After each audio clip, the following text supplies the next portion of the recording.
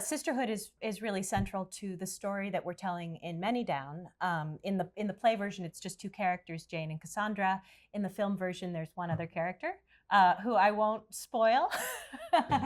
um, but yes, absolutely. And in the Austens, my subsequent play, which imagines Jane and Cassandra 7 years later in 1810.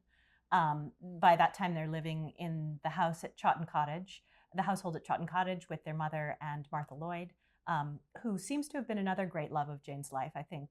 Although we don't know quite as much about her as Cassandra, and the family sort of understandably put more emphasis on the relationship with Cassandra when they were telling the story. And then also Anna, Jane's second oldest niece, who's a major character in the play, The Austens. But I think it is absolutely true. I think it's incontrovertible that if she hadn't had the kind of support that she did have from other women, she wouldn't have been able to create the art she created. First of all, the idea of sisterhood, it was so important for me to talk about it and present it to the audience in our film, because what gets lost and in the interpretations of Austen's novels is people get really fixated on the fact that they're love stories, because they're very well-written love stories.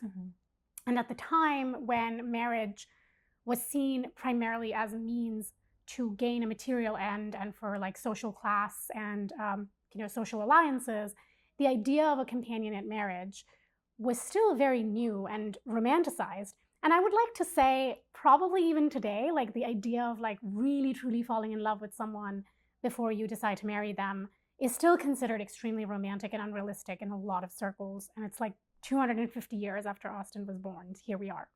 So there is a very understandable obsession with trying to decode Jane Austen's love life or lack thereof, especially because she never married.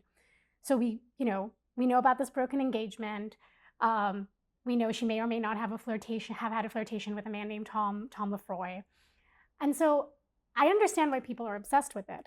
But what we lose when we become obsessed with that idea of romantic love is all these other beautiful types of love she had in her life that were actually real and allowed her to be the artist that she wanted to be.